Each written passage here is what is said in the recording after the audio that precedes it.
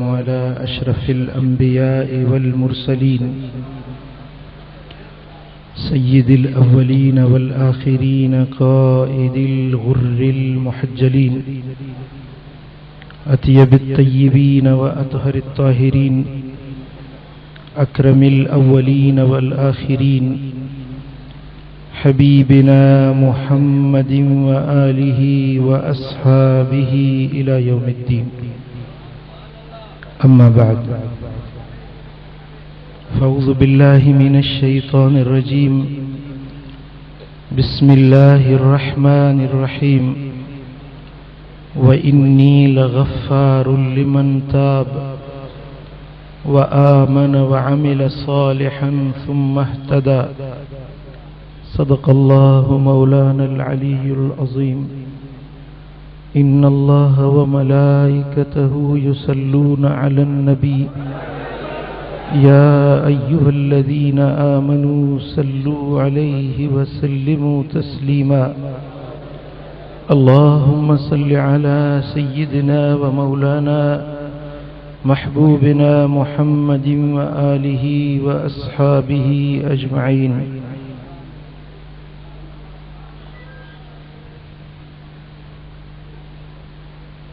पीरे तरीक़त, रहबर शरीयत, खानवादे गफ़ारियत जे चिश्मो चराग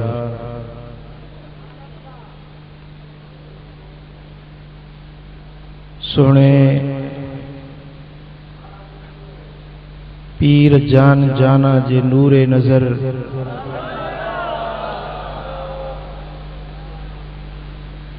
इमामुल मुतकल्लिमीन सैयदुल मुफस्सिरीन हज़रत साहिबज़ादा मोहम्मद खलीलुर रहमान रहमतुल्लाह अलैह जे नूरे नज़र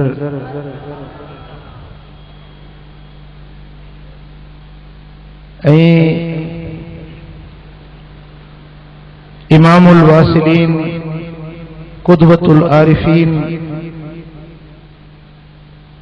हजरत पीर मिठा सईं रहमतुल्लाह अलैह जा सज्जादा नशीन हजरत किबला साईं पीर मिठा सानी मद्दज़िल्लहुल आली, दीगर उलमाए किराम, सादात इज़ाम, ऐ मुझा प्यारा दोस्तों, बुजुर्गों भाईरो,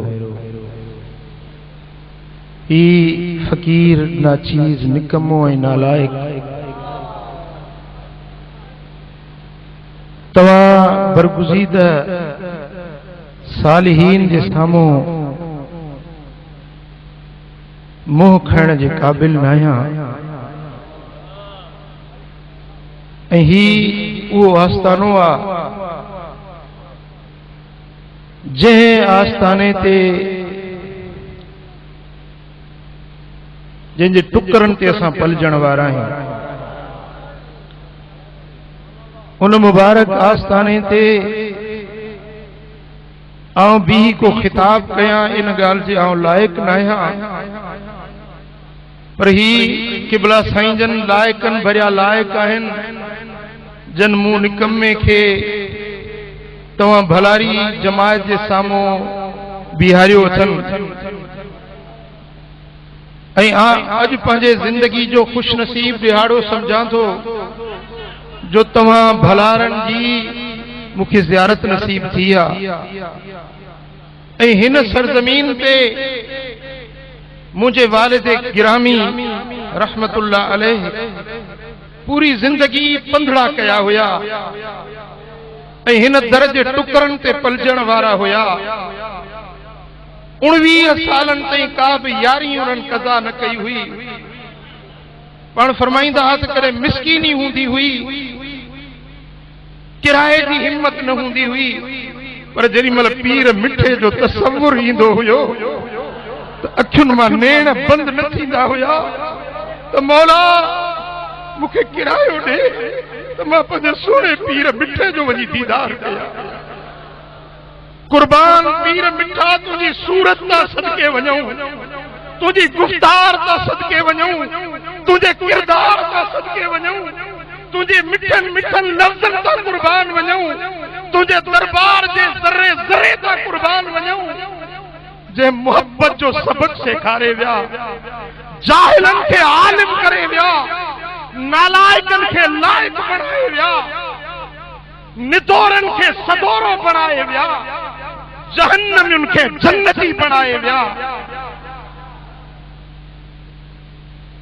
हजरत पीर मिठा साईं रहमतुल्लाह अलैह जन जी शख्सियत उहा बैनल अक़वामी ऐं हमहगीर शख्सियत आ, जंहिंजी शख्सियत खे सिर्फ सिंध ताईं या पाकिस्तान ताईं महदूद करे नथो सघिजे, पर हजरत गौसुल ज़मा कुतुब आलम पीर मिठा साईं रहमतुल्लाह अलैह जी शख्सियत उहा हमहगीर आफाकी ऐं बैनल अक़वामी शख्सियत आ।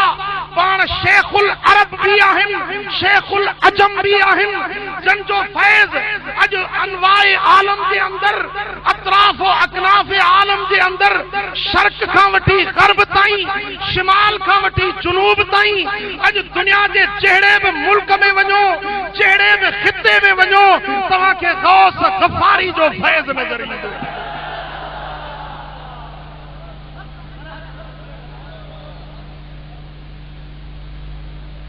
अज़ीज़ान गिरामी, सोने पीर मिठा साईं रहमतुल्लाह अलैह जन जी शख्सियत उहा अज़ीम ऐं आला शख्सियत आ, जे शख्सियत जे लाइ मूं वटि उहे लफ़्ज़ न आहिनि जो आउं उन्हनि जी शख्सियत जे बारे में कुछ बयान करे सघां। मूं सोचो त कुतुब आलम गौसुल ज़मा पीर मिठा साईं रहमतुल्लाह अलैह जे पाक ऐं नूरानी शख्सियत जे बारे में मां कहिड़ा लफ़्ज़ ॻाल्हायां। मुंहिंजे ज़हन में सोने हबीब जी पाक हदीस करी आई। मुझे आका मदनी मुस्तफा सल्लल्लाहु अलैहि वसल्लम इरशाद गिरामी फरमायो, यह हदीस सुनन अबू दाऊद जे अंदर आ, या सागी हदीस मुस्तदरक हाकिम जे अंदर इमाम हाकिम शहीद भी आंदी आ, या सागी हदीस माजम तबरानी जे अंदर, माजम कबीर जे अंदर इमाम तबरानी आंदी आ। हदीस जो रावी हजरत सैयदना अबू हुरैरा रज़ी अल्लाह ताला अन्हु रिवायत फरमाइन था, मुझे आका मदनी मुस्तफा सल्लल्लाहु अलैहि वसल्लम फरमायो, इन्नल्लाह यबअसु लिहादिहिल उम्मति अला कुल्li मियत आमिन, अला कुल्li मियत आमिन मन युजद्दिदु लहा दीनहा। नचे व सुभान अल्लाह। बेशक अल्लाह ताला हिन उम्मत जे लाइ हर 100 साल जे मुंड ते, हर 100 साल जे मुंड ते हिकु मर्द पैदा कंदो आहे, हिकु मर्द पैदा कंदो आहे। मन युजद्दिदु लहा दीनहा, जेको हिन उम्मत जे लाइ मुस्तफा जे दीन जी तजदीद कंदो आहे। काबिल तवज्जो हदीस जा लफ्ज़ आहिनि, इन्नल्लाह यबअस, बेशक अल्लाह ताला मबऊस कंदो आहे।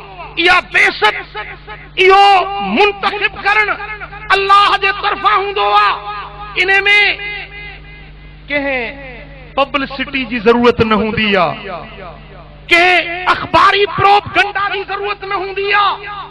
सोने कुतुब आलम जे दौर में न मीडिया जो ज़मानो हो, न को अखबारी प्रोपगंडा हुई। उहो दौर हुयो जो सिंध जो को करियो न हुयो। नगर नगर, शहर शहर, वस्ती वस्ती, जिते बि वञबो हो उते पीर मिठा साईं जो तज़किरो ॿुधण में ईंदो हुयो। न को अखबारी तरह सां पब्लिसिटी हुई, न इश्तिहारबाज़ी हुई। इन अल्लाह यबास ही अल्लाह जे तरफा बेइज्जत हुंदी आ, अल्लाह जी ज़ात मुंतखब कंदी आ। पो उहा रब जो इंतखाब न के ज़ात खे ॾिसंदो आ, न सूरत खे ॾिसंदो आ, न के क़ौम ऐं कबीले खे ॾिसंदो आ। ही अल्लाह जी मर्ज़ी आ जंहिंखे अल्लाह पंहिंजे दीन जी ख़िदमत जे लाइ मुंतखब फरमाए। अज़ीज़ान गिरामी, मदीने वाले साईं फरमायो इन अल्लाह यबस लिहादिहिल उम्मह, हिन उम्मत जे लाइ। उम्मत कहिड़ी? हज़रत मुल्ला अली कारी लिखियो त उम्मत ॿिनि क़िस्मनि जी आ, हिकु उम्मत इजाबत, ॿी उम्मत दावत। उहा उम्मत जेका कलमो पढ़ी मुसलमान थी चुकी आ, ऐं हिकिड़ी उहा उम्मत जेका अञा कलमो पढ़ी मुसलमान न थी आ, पर आहिनि उहे बि महबूब जे उम्मत में। उहो मुजद्दिद जेको ईंदो आ सो उन जे लाइ तख़सीस नाहे त सिर्फ़ मुसलमाननि जे लाइ, पर उन जी अल्लाह ताला अहिड़ी शख्सियत बणाईंदो आ जो उन मुजद्दिद खां मुसलमान भी फ़ाइदो वठंदा आहिनि त काफ़िर भी उन्हनि जे दुआउनि जे सदके जग में तरंदा आहिनि। चओ सल्लल्लाहु अलैहि या रसूल अल्लाह।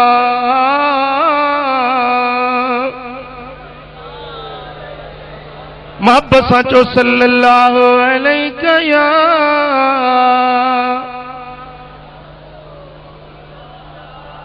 साईं फरमाइनि था अला रास कुल मिअत सना, हर साल जे मुंड ते, हर 100 सालनि जे मुंड ते। ऐं अजीब ॻाल्हि आहे त कुतुब आलम हज़रत पीर मिठा सिंह रहमतुल्लाह अलैह जन विसाल फरमायो आहे 1384 1964 ईस्वी ऐं हिजरी साल 1384 की बोला 1384 में। ऐं साईं जन जी उम्र मुबारक जेका हुई तकरीबन 84 साल, छो त सने पैदाश मालूम थी न सघियो आहे, पर हिकिड़ो अंदाज़ो हो त क़िबला साईं जन जी उम्र 85 या 84 साल हुई। इन लिहाज सां हज़रत पीर मिठा साईं जन जी विलादत जो साल तकरीबन 1300 साल जो मुंड थिए थो। ऐं मदीने वारे साईं फरमायो त उहो मुजद्दिद जेको पैदा थींदो उहो 100 साल जे मुंड ते रास्ते हूंदो, जितो 100 साल जो आगाज़ पियो थींदो हूंदो। उन सन में उन वलीअ जी बेइज्जत थींदी। ये कराइण लगन था त मुंहिंजो सुहिणो पीर मिठा साईं मुजद्दिद वक्त जो हुयो। न चई सुभान अल्लाह। पो वो मुजद्दिद छा कंदो? मई युजद्दिदु लहा दीनहा, जेको दीन जी तजदीद कंदो। दीन त हिकिड़ो आहे न जेको महबूब खणी आया। इन दीन इंदल्लाहिल इस्लाम, दीन अल्लाह वटि इस्लाम ही आहे। दीन मटबो न आहे, दीन उहो साॻियो आहे, पर मुरूर ज़माना सां, वक्त जे गुज़रण सां दीन जा अक़दार, दीन जे अंदर जेकी अक़दार आहिनि उन्हनि में माण्हुनि में सुस्ती पैदा थी वेंदी आहे, ग़िफ़लत पैदा थी वेंदी आहे, हक़ ऐं बातिल रल विचड़ थी वेंदा आहिनि, हक़ ऐं बातिल जी वाज़िह तमीज़ न रहंदी आहे, बातिल हक़ में गॾिजी रलजी मिलजी वेंदो आहे। पोइ इन दौर में ज़रूरत पवंदी आहे अहिड़े मर्द जी जेको हक़ ऐं बातिल खे निखेड़े धार करे। दीन त साॻो दीन आहे जेको मदीने वारे साईं आंदो, पर हर दौर में ईअं थींदो आहे जो अहले हक़ भी हूंदा आहिनि त अहले नाहक़ भी हूंदा आहिनि, हक़ वारा भी हूंदा आहिनि त नाहक़ वारा भी हूंदा आहिनि। जेकॾहिं हर दौर में सच वारा हूंदा आहिनि त कूड़ वारा भी हूंदा आहिनि। पोइ छा थींदो आहे जो कूड़ ऐं सच पाण में रल विचड़ थी वेंदा आहिनि, हक़ जी वाज़िह तमीज़ न रहंदी आहे। अज़ीज़ान गिरामी, असां थोरो पोइते वञूं था कुतुब आलम पीर मिठा साईं जे दौर ॾे। बेशक असांखे इनकार न आहे, सभु वली असांजे अखियुनि जो नूर आहिनि। हर वली जेको भी खुदा जी खल्क के खुदा ॾांहुं सॾे थो असां हर वली जे कदमनि जी खाक पंहिंजे अखियुनि जो सुरमो बनाईंदा आहियूं। कंहिं वलीअ जे विलाज जो इनकार न आहे, पर थोरो माज़ी में वञूं ऐं उन दौर में वञूं जंहिं दौर में मुंहिंजो पीर मिठो साईं पंजाब मुंहिंजा सिंध में आयो। छा हालत हुई, छा हालत हुई। हिकिड़े रस्मी पीर पुट जी शादी थो करे, मुरीद खे चए थो पुट नींगरे जी शादी करणी आहे, फंडर खपे। हाणे पीर खे ख़बर आहे त मुरीद सुञो आहे, भींगियो आहे, फंडर किथां आणींदो। चईसि दुआ तुंहिंजी खपे, भली फंडर सुबुह जो तुंहिंजे दर ते हूंदी। ॻाल्हि सम्झण जे क़ाबिल आहे। ऐं सुबुह थिए थो त हुन हमरा वीचारे राति सॼी राति निंड कोन कई, सॼी राति क़रीब मुरीद निंड कोन कई, समझी वियो त उहा फंडर किथां आई हूंदी। सुबुह जो साईं जन जी आया त फंडर जे पुठड़नि ते हथ फेराए फरमायो त वाह जी फंडरानी थी, राज खाईंदासीं। चइजे मां बि सुतो न आहियां, कई लोढ़ा लताड़िया अथनि, सॼी राति डोड़ियो आहियां, साईं जन जे पुट जी शादी त करणी आहे न।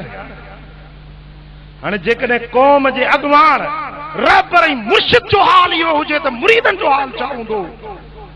इहो दौर हुयो जंहिं दौर जे अंदरि अॻवान पीराने तरीक़त बस सभिनी जी ॻाल्हि न आहे, जेके अहले हक़ हुयासीं, हक़ वारा हुया, जीअं मुंहिंजो सुहिणो पीर मशहूरनि वारो साईं रब्बानी आलिम हुयो।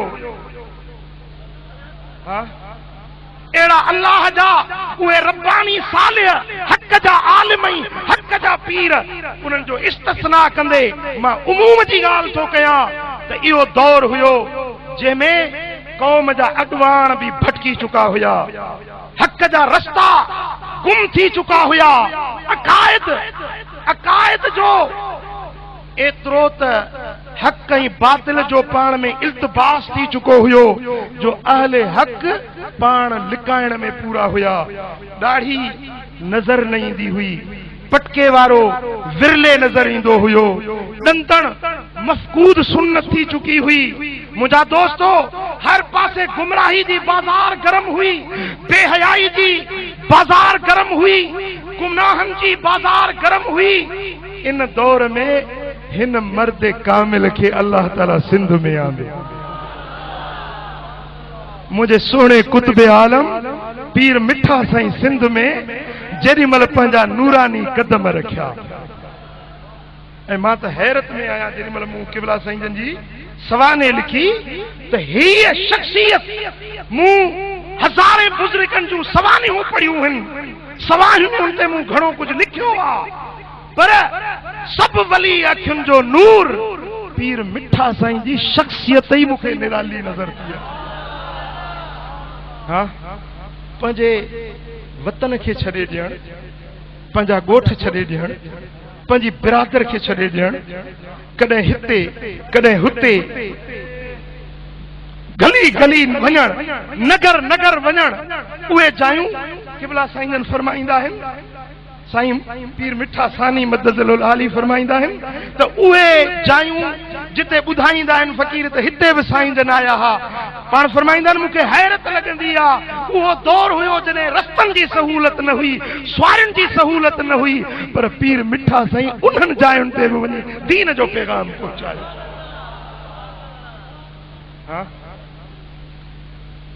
ऐं केतिरियूं दरगाहूं, केतिरा आस्थाना मटायूं।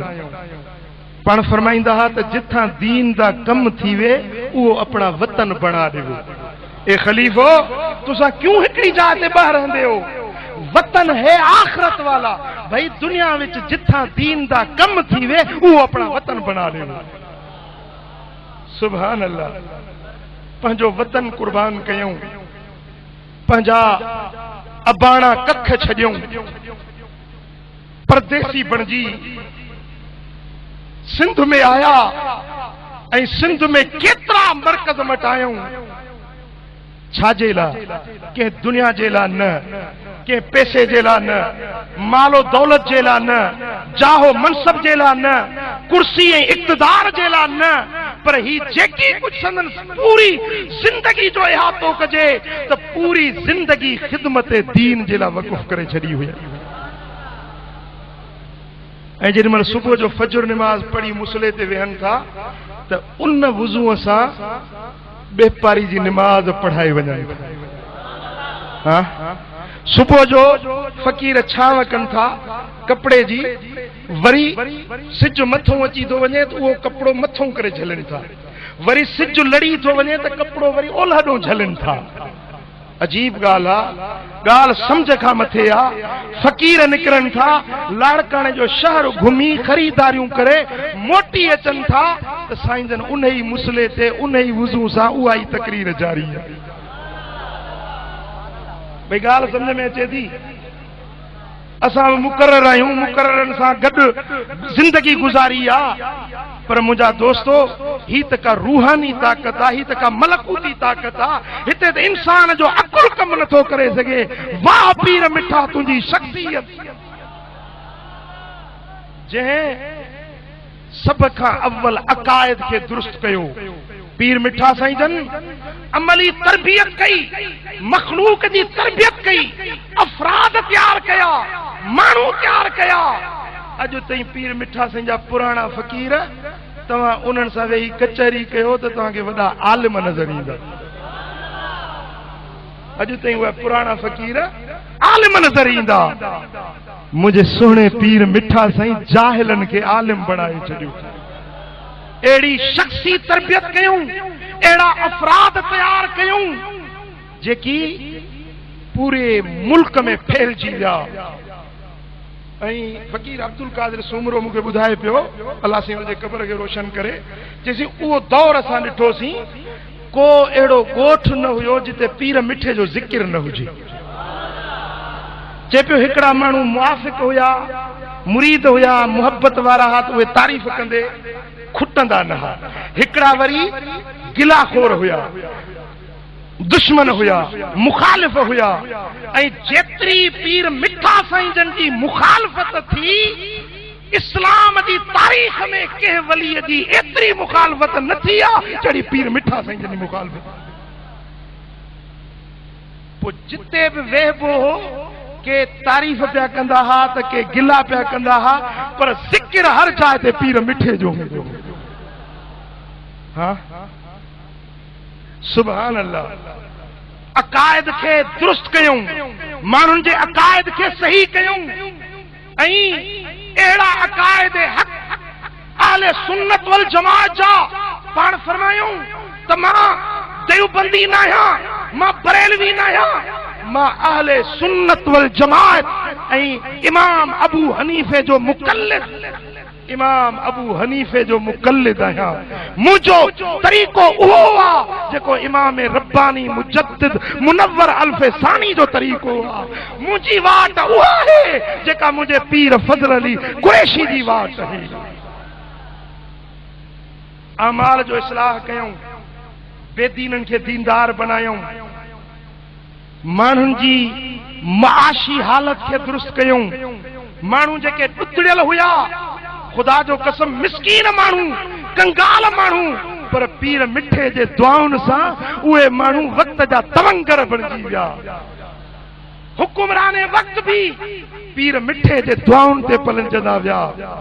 पीर मिठा साईं पंहिंजी जमात जी उहा तरबियत कई, उहा इख़लाक़ी तरबियत कई, उहा रूहानी तरबियत कई जो खलीफ़े अल्लाह ॾिता रहमतुल्लाह अलैह जा पुलिस जा जमादार, पर जेॾी महिल हीअं मार्फत जूं ॻाल्हियूं कंदा हुया, अल्लाह जे इश्क़ ऐं मुहबत जूं ॻाल्हियूं कंदा हुआ, त ईअं पियो लॻंदो हो ॼणु सुल्तानुल आरिफ़ीन बायज़ीद बुस्तामी जी ज़बान ॻाल्हाईंदी हुजे। हाँ, सुभान अल्लाह। ख़ुदा जी मखलूक खे ईअं सुधारियूं, हज़रत खलीफ़े हाल वारे जहिड़ा जवान तैयार कयूं जेकी गर्दन झुकाईंदा हा त मदीने वारे मीर जो दीदार करे वठंदा हुया। मसले में मुंझंदा हुया त मदीने वारे मीर जे दरबार में वञी पंहिंजे मसले खे हल करे वठंदा हुया। पाण फरमाईंदा हा त माहे मुझे मेहुन जो धनार आहे अगर इन्हे के मोकलिया तो ए भी गल्ला माने दा कतारी पिछू आवे पिया साईं वो फैज़ हुयो न या का रूहानियत हुई न इहो को कमाल हुयो न खुदा जी खल्क के उन्हनि जे जिंदगियुनि खे मटाए छॾण माण्हुनि जे जिंदगियुनि जा धारा मटाए छॾण अॼु दौर कहिड़ो आहे या उहो दौर ॾिसो कहिड़ो हुयो माण्हू पंहिंजे घर खे संभाले नथो सघे पुट चयो नथो वठे पंहिंजे पीउ जो न्याणी पंहिंजे माउ जो चयो नथी मञे इन दौर में लखनि माण्हुनि खे दीन जे रस्ते ते आणण इहा का मामूली ॻाल्हि आहे जी चओ सल्लल्लाहु अलैहि या रसूल अल्लाह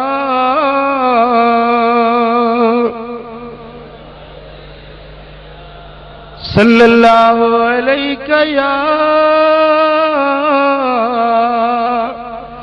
या रसूल अल्लाह अज गाड़ी में ईंदे हिकिड़ो शेर ठाहियो अथमि ॿुधायां वाह हज़रत पीर मिठा तो रंग लगाया हिन वाह हज़रत पीर मिठा वाह सानी पीर मिठा तो रंग लगाया हिन तो आहे खल्क सुधारी तुझो फैज़ जहान में जारी तुझो फैज़ जहान में जारी तो आहे खल्क सुधारी तो आहे खल्क वाह हज़रत पीर मिठा तो रंग लगाया है वाह हज़रत पीर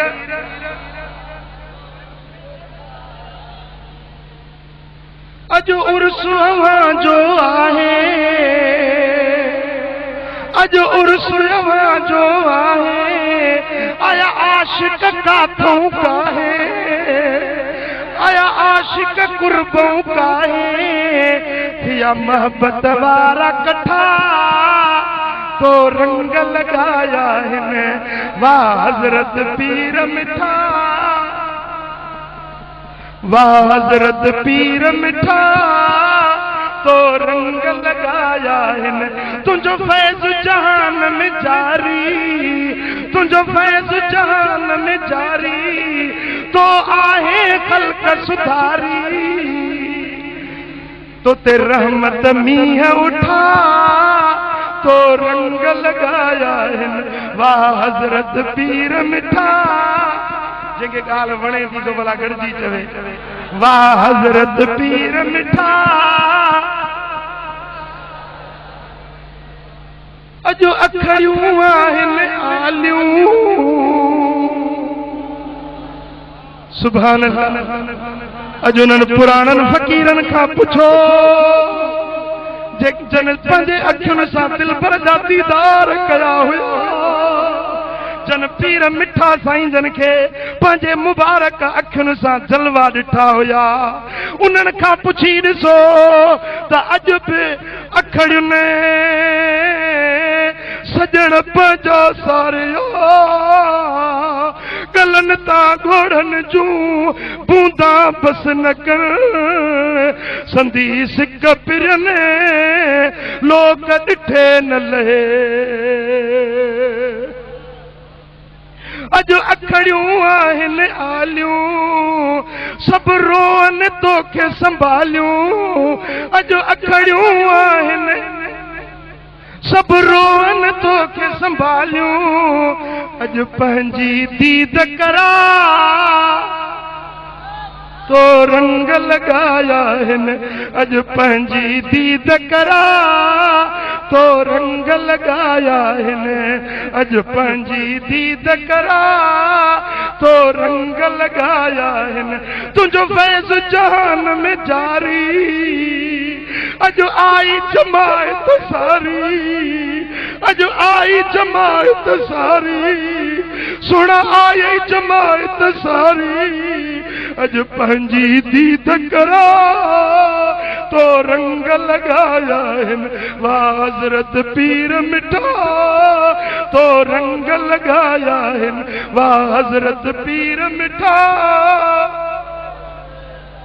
वाह साहिब ज़ादो साईं जिंजो फैज़ क़यामत ताईं हुंदो, फैज़ क़यामत ताईं जिंजा हर हंद नारा लगा तो रंग लगाया है, वाह हजरत पीर मिठा तो रंग लगाया है, वाह हजरत पीर मिठा तो रंग लगाया है।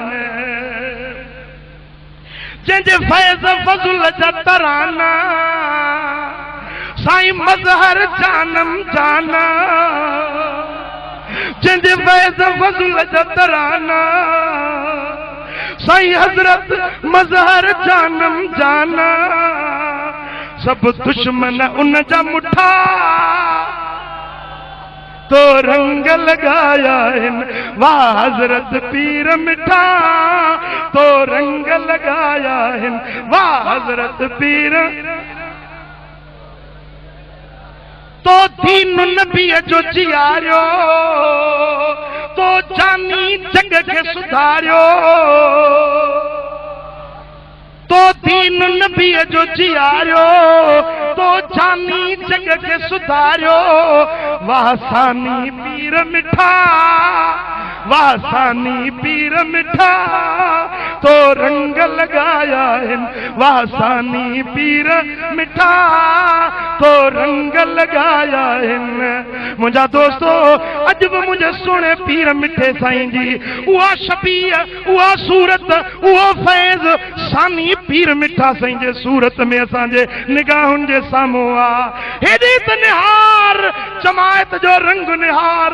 मुंहिंजा दोस्तो अजब जेको अख वारो हुजे, अजब को दीद वारो हुजे, ॾिसे त मुंहिंजो सुहिणो पीर मिठो अजब पंहिंजे मज़ार में गुलाब जे गुल वांगुरु टिड़ी रहियो आहे, ख़ुशि थी रहियो आहे, जो अॼु उन जी गादी आबाद आहे, अॼु सिकुर जी तवार जारी आहे, हर पासे ॾे अॼु बि पीर मिठे जा नारा आहिनि। वाह सानी पीर मिठा तो रंग लगाया है, बुधो दर्द मंदन जूताऊं कयो कर मुल्ला ते निगाऊं, कयो कर मुल्ला ते निगाऊं, तो ते रहमत मीह उठा तो रंग लगाया है, वाह हजरत पीर मिठा तो रंग लगाया है। चो सल्लल्लाहु अलैहि या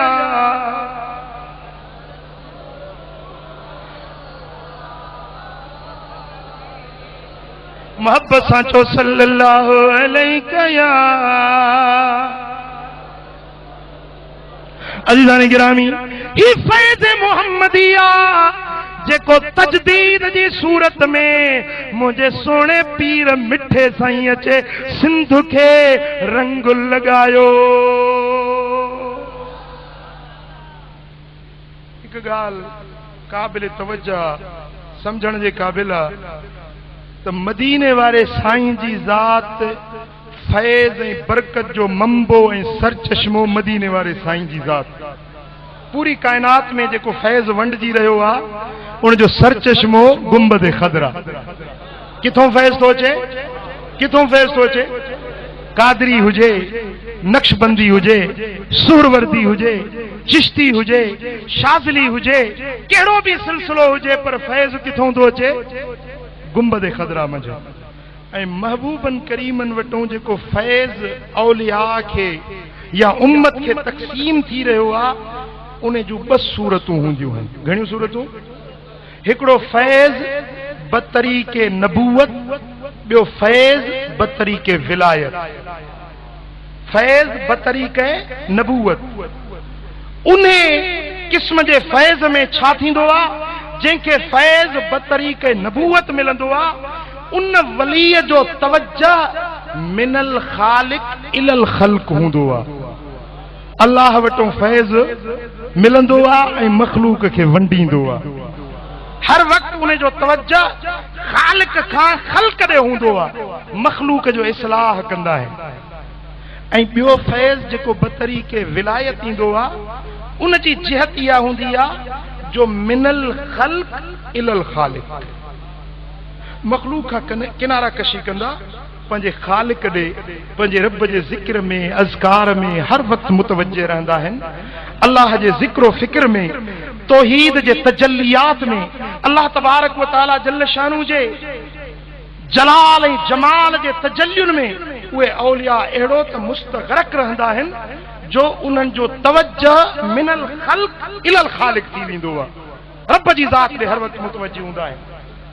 ॻाल्हि सम्झव? पोइ जन खे फैज़ बतरीक़े नबूवत मिलंदो आहे उन्हनि जो कमु हूंदो आहे मखलूक जो इस्लाह करणु, ख़ुदा जी ख़ल्क जो इस्लाह करणु। ऐं जन खे फैज़ बतरीक़े विलायत मिलंदो आहे उहे पंहिंजी ज़ात खे कामिल ऐं अकमल तरीन बनाईंदा आहिनि, पंहिंजे ज़ात में उहे अल्लाह ॾे मुतवज्जे रहंदा आहिनि।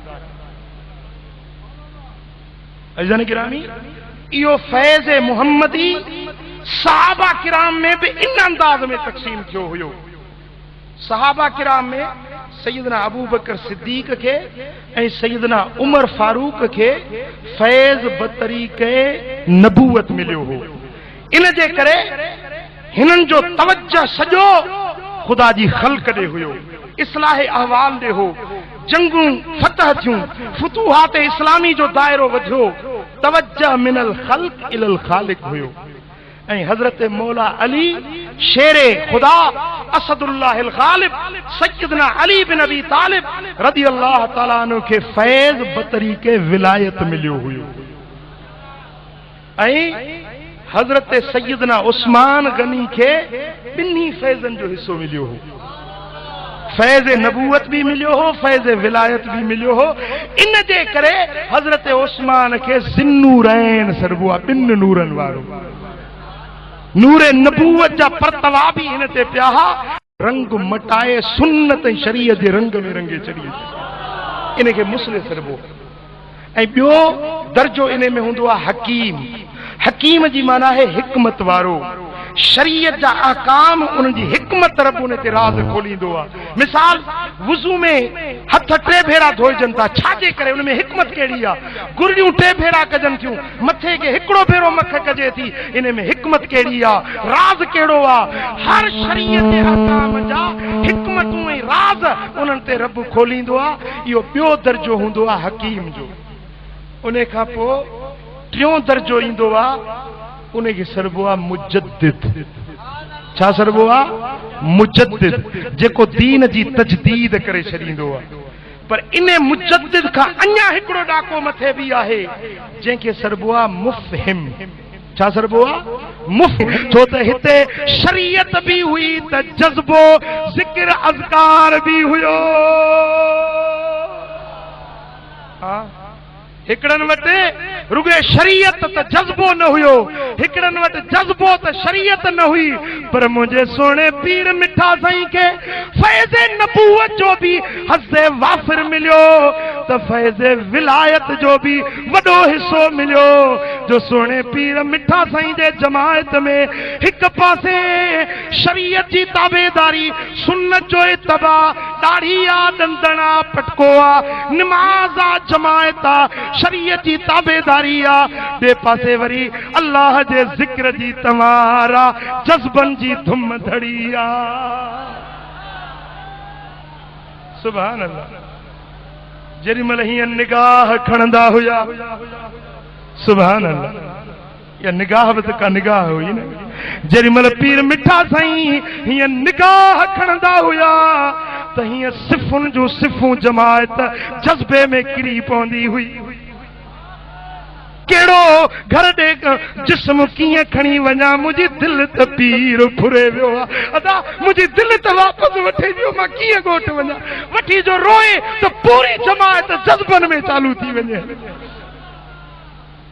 नजर मिलाकर किसी ने यारो नजर से अपना बना लिया है।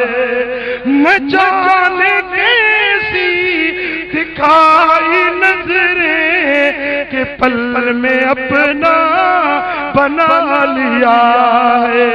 न जाने कैसी दिखाई नजरें के पल में अपना बना लिया है। गमे जुदाई में मर रहा हूँ, हजार हीले चला रहा हूँ। गमे जुदाई में मर रहा हूँ, हजार हीले चला रहा हूँ। खुदा करे मैं देखूं उसको जो दिल मेरी में समा गया है। न जाने कैसी दिखाई नजरें के पल में अपना बना लिया है। सुभान अल्लाह, सुभान अल्लाह।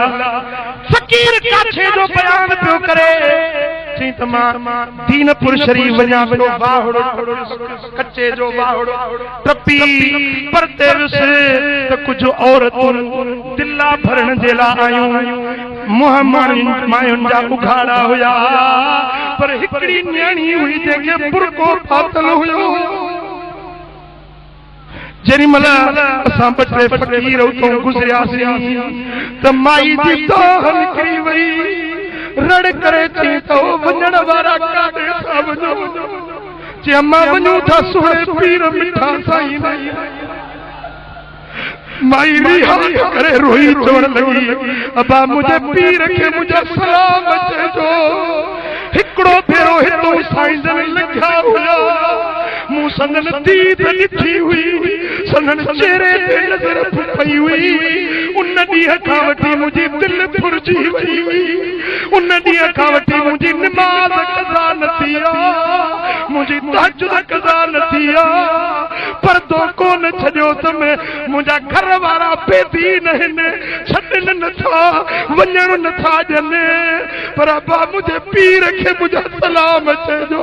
चइजो हिकिड़ी तुंहिंजी बांधियाणी मुरीदियाणी कैदनि में कोटनि में कैद हुआ, पंहिंजे मुरीदियाणी जा सलाम क़बूल कजो। इएं चइजो रुनी फ़क़ीरनि जो असां टई चारई ॼणा जज़्बे में अची वियासीं।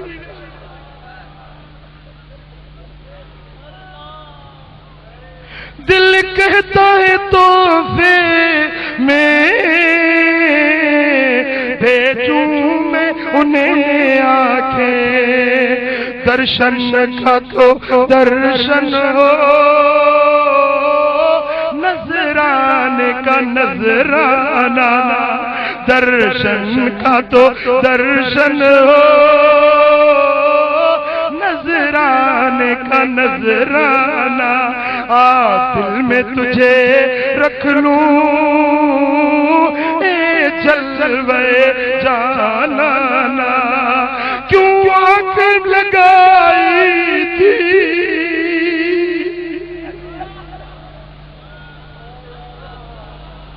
क्यों आंख मिलाई थी,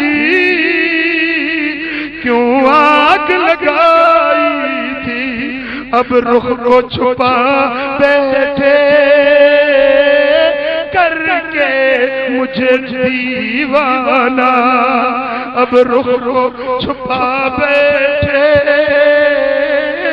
करके मुझे दीवाना। आ दिल में तुझे रख लूं ए जलवे जाना, आ दिल में तुझे रख लूं ए जलवे जाना। पीर मिठा मन भावना तो बिन केंगल लावना, पीर मिठा मन भावना छोड़ गई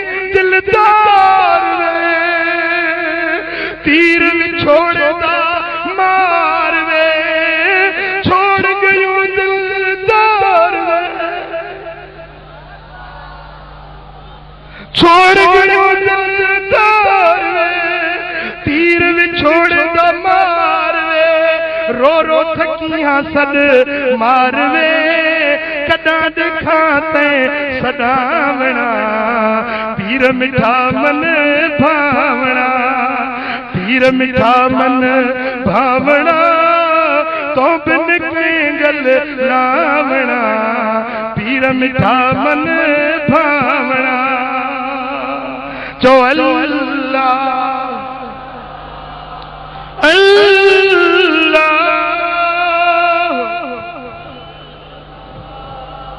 अल्लाह अल्लाह सुभान अल्लाह। माई खीर वेठी विलोड़े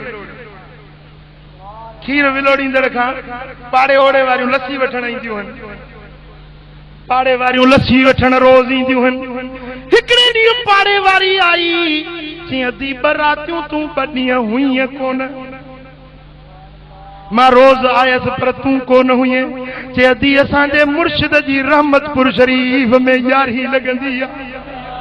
हाँ सोने पीर मिठे जी यारी अॼु बि जारी आहे न फैज़ गफ़ारी अॼु बि जारी आहे या न पोइ यारी ते अचबो न अचबो हथ मथे खणो हर महीने यारी शरीफ ते अचबो। हाँ सुभान अल्लाह। माई चवण लगी अदी असां पंहिंजे मुर्शिद जी यारी शरीफ ते वियासीं चई पोइ यारी ते जो वियो त छाजे ला जी असां पंहिंजे पीर खां फैज़ वठण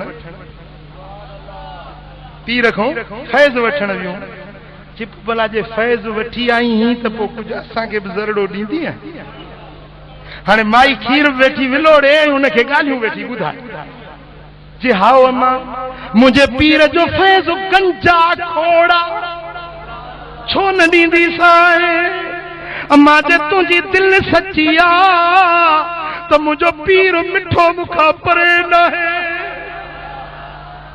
अम्मा छो न फैज़ मिलंदो माई हीअं कयो जो माटी विलोड़ण छॾियईं ऐं पासड़े ते थी वेठी पंहिंजी चईं त अम्मा तूं पंहिंजो रओ पंहिंजे मथे ते विझ पाण बि पंहिंजो रओ सां मुंहुं ढकई मुंहुं ढके ऐं उहे खीर विलोड़ींदड़ माई चयो अल्लाह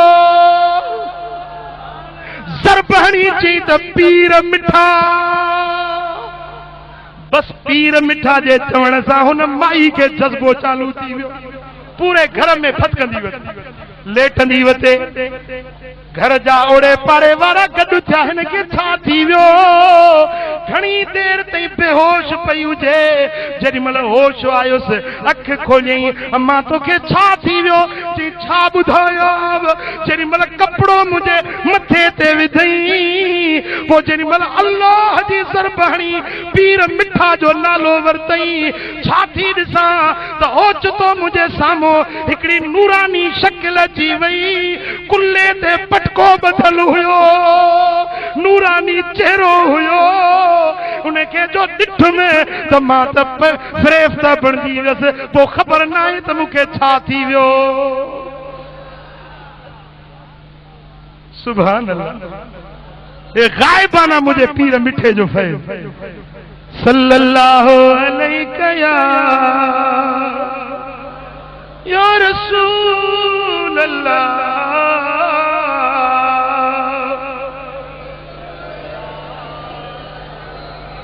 सल्लल्लाहु अलैहि या रसूल अल्लाह।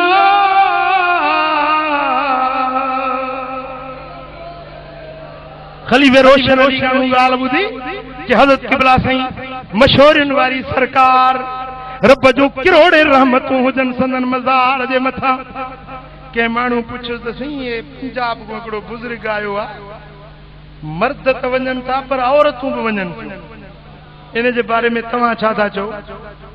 हज़रत क़िबला साईं पीर मशहूरी साहब रहमतुल्लाह अलैह अड़े साहिबाने नज़र खां पुछ जन खे दीद हुई उन्हनि खां पुछ त पीर मिठे जो शान छा आहे।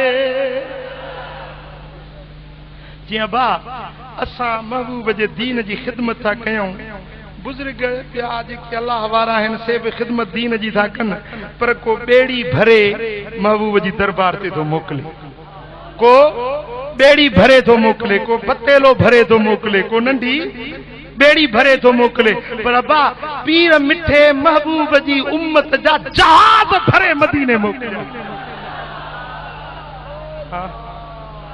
जहाज भरे जब औरतुन के जे नमाज पढ़ाई तो पीर मिठे नमाज पढ़ सुभान अल्लाह सुभान अल्लाह जेकॾहिं अकायद जो इस्लाह कयो त मुझे पीर मिठे साईं कयो जेकॾहिं माण्हुनि खे इश्क रसूल जी तालीम ॾिनी माण्हुनि खे इश्क रसूल जा सुहिणा सबक सेखारिया त मुंहिंजे सुहिणे पीर मिठे सेखारिया संदन जमायत में एड़ा भी मर्द हुया जन के हर ॾींहं में हर रात में मदीने वारे मीर जो दीदार थींदो हुयो कॾहिं ईअं बि थींदो हुयो उन्हनि पुराणनि फ़क़ीरनि ॿुधायो जेॾी महिल पीर मिठा साईं मजलिस में तकरीर कंदे मदीने वारे मीर जे मोहब्बत जूं ॻाल्हियूं कंदा हुया पंहिंजा ठहियल शेर पाण पढ़ंदा हुया त एतिरो त जमायत में जज़्बो थी वेंदो हो जो उन जज़्बे में केतिरनि फ़क़ीरनि खे वेठे वेठे मदीने वारे मीर जा दीदार थी वेंदा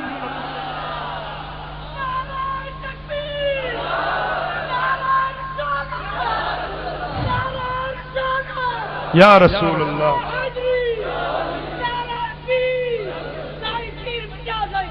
जिंदाबाद सुभान अल्लाह हिकड़े ॾींहुं हज़रत पीर मिठा साईं पंहिंजो ठहियल शेर पढ़ियो पूरी जमायत वजदानी कैफ़ियत तारी थी वई मुंहिंजी दिलि चवे थी उहे सुहिणा लफ़्ज़ पीर मिठे जा मिठे मदनी मनावण दा अजण हिक बाण बाकी है रुठे ढोले मनावण दा अजण हिक बाण बाकी है सजन दे गले दिलावण दा अजण हिक बाण बाकी है ओ धिके थोड़े नथे थोड़े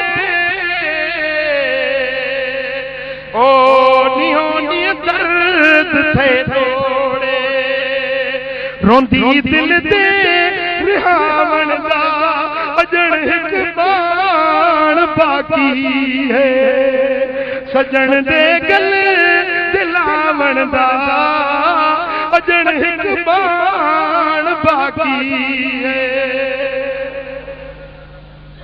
ओ रोंदी दिल दे रिहावण दा लिखा कफ्तर नहीं खुट खुट न मरहम तू जख्म छुट दे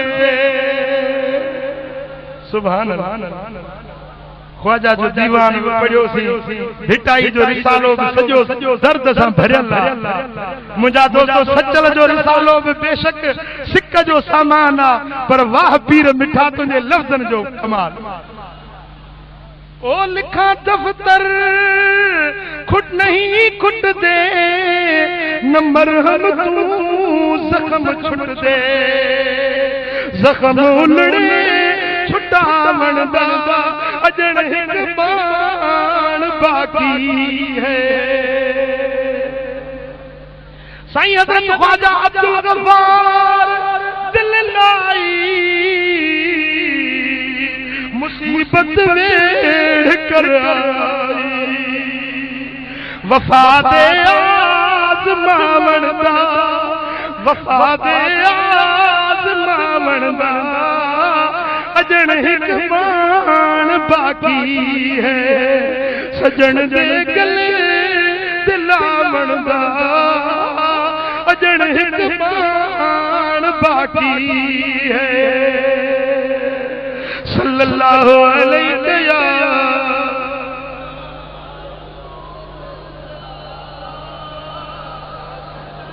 हाय हाय हाय सल्लल्लाहु अलैहि या रसूल अल्लाह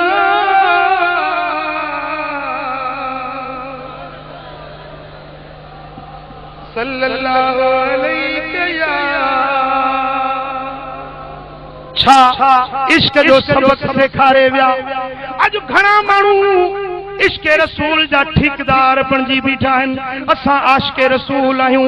गफ़ारी जमात जे मथां एतराज़ कया था वञनि पिया।